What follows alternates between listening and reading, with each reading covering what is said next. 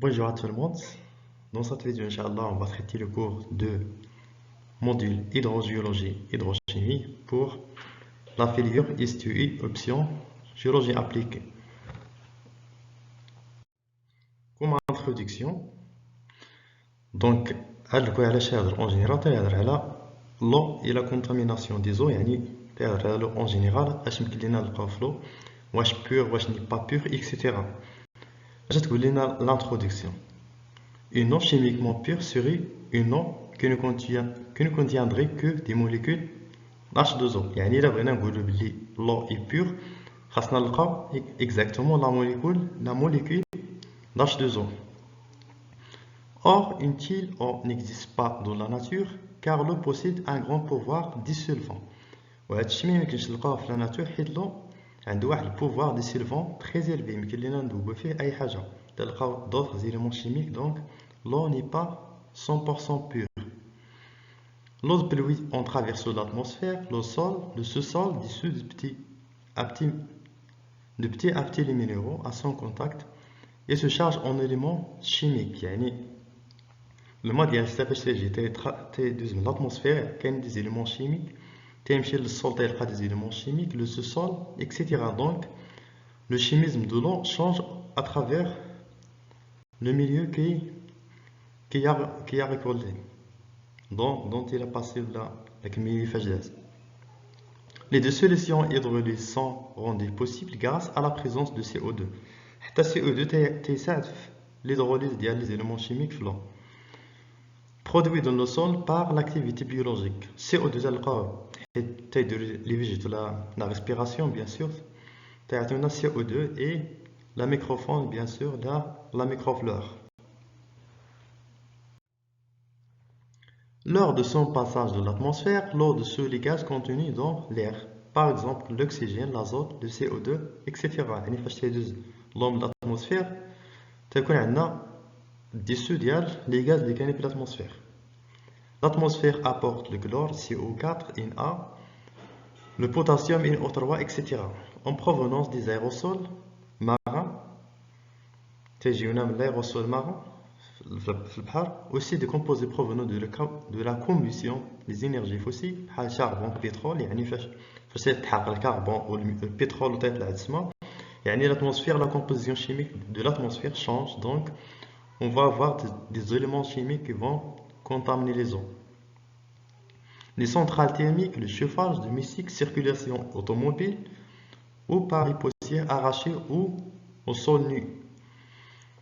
Donc la composition des eaux va être changée. Au cours de son parcours souterrain, l'eau acquiert progressivement une charge en éléments dessus selon des concentrations croissantes jusqu'à atteindre un état d'équilibre qui caractérise son faciès. يعني le فاش يدوز من souterrain, bien sûr le sous-sol, est en contact avec des roches qui ont des compositions chimiques différentes. Il y a un échange chimique jusqu'à ce que l'eau atteigne son équilibre. Les différents types de roches sont composés de différents minéraux plus ou moins solubles. يعني فاش يدوز l'eau en contact d'une roche, هذيك la roche fait des éléments chimiques, des minéraux, donc ces minéraux sont solubles, donc ils vont changer automatiquement la composition chimique de l'eau. Les éléments chimiques libérés sont spécifiques de là où des roches traversées. Les ions sont majoritairement présents dans une eau vont refléter les roches rencontrées.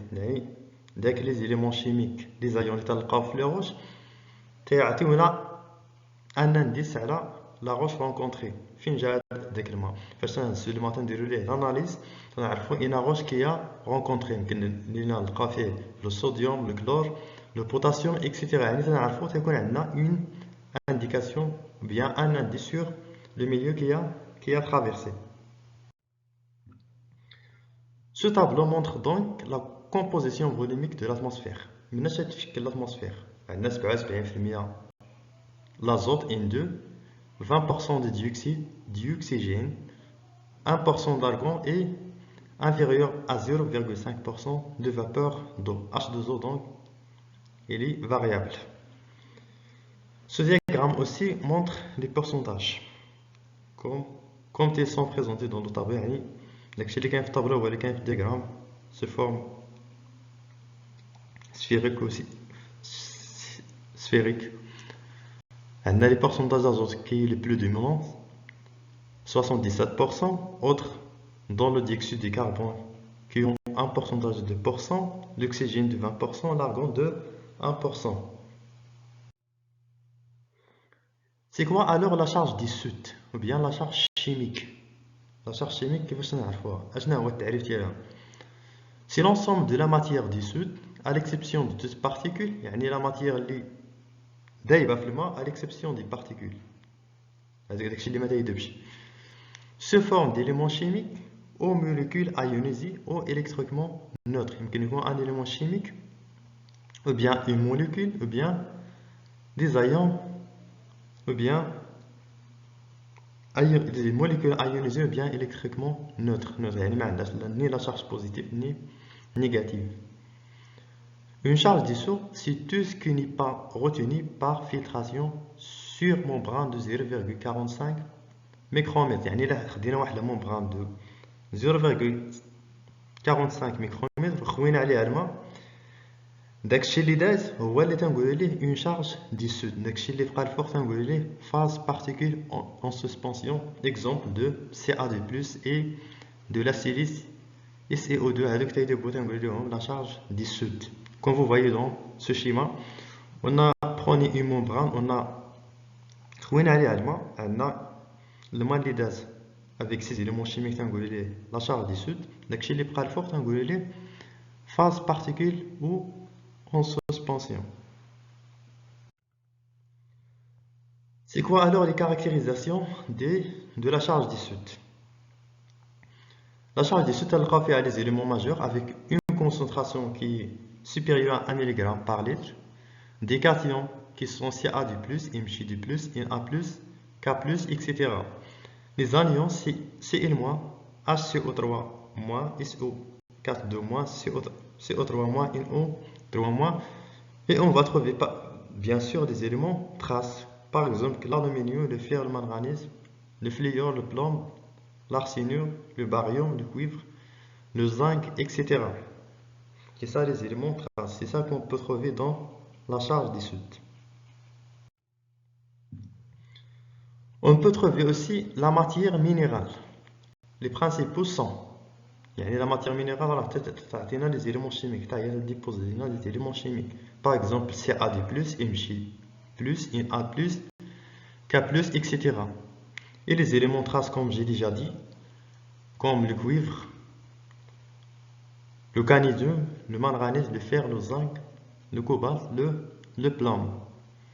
Le contient aussi des matières minérales en suspension, matériaux argileux et d'éléments, etc. يعني راه له تكون عنده des matières minérales qui sont en suspension. يعني تتحركوا لداخل ديال الماء. On peut trouver aussi les matières organiques.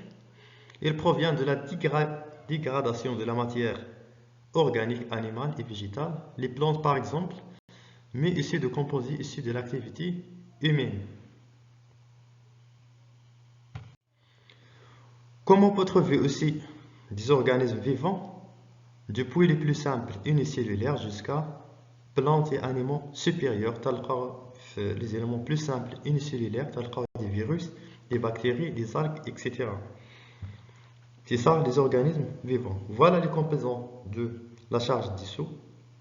On a la matière minérale, la matière organique et les organismes vivants. Bien sûr, on peut trouver la matière qui est en suspension. On est arrivé à la fin de cette vidéo. Merci de votre attention et vers les prochaines vidéos, Inch'Allah.